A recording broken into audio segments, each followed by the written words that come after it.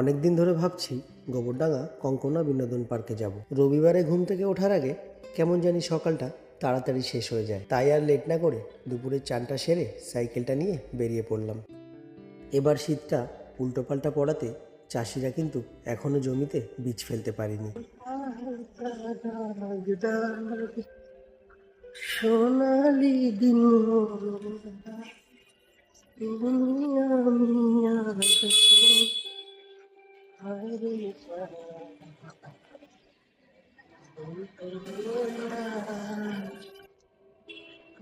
গানের গলাটা একদমই ভালো না, তাই না? আরে আমি গান করতে পারি না, তাও কখনো কোথাও গেলে একা একা যখন কোথাও যাই তখন একটু গান করতে ইচ্ছে করে। তাই কেউ শুনতে পাবে না বলে নিজে নিজে যা ভালো লাগে সেই গানটা করতে করতে সেখানে চলে যাই। চলে এলাম গোবরডাঙ্গা কঙ্কনা বিনোদন পার্ক।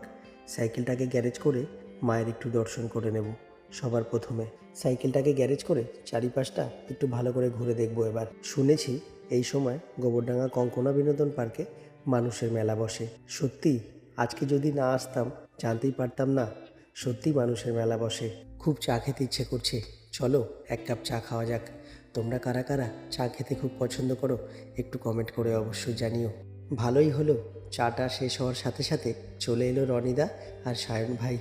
আজকের বিকেলটা মনে হচ্ছে খুব ভালো কাটবে আমাদের। চলো আগে আগে কি হচ্ছে সব কিছু তোমাদের দেখাবো। তারপর আমি, রনিদা আর সায়ন ভাই কিছুক্ষণ ফটোশ্যুট করার পর চলে গেলাম সোজা বাওড়ে।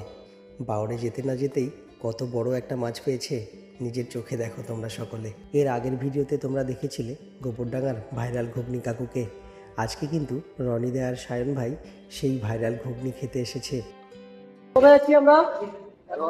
আমাদের লোকেশন হচ্ছে ঘুগনি খাওয়া, গোবরডাঙ্গায় ফেমাস ঘুগনি ব্রিজের সামনে লোকেশন। চলো। সবার ফার্স্টে নিয়ে নিলাম মাছের ডিমের বড়া। মাছের ডিম শেষ করে খেয়ে নিলাম এক প্লেট করে ঘুগনি।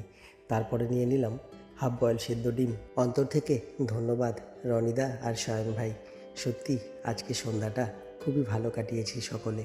আর একটা কথা আমি বলতে ভুলে গেলেও তোমরা ভুলে যেও না কিন্তু, ভিডিওটা কেমন লেগেছে অবশ্যই জানিও।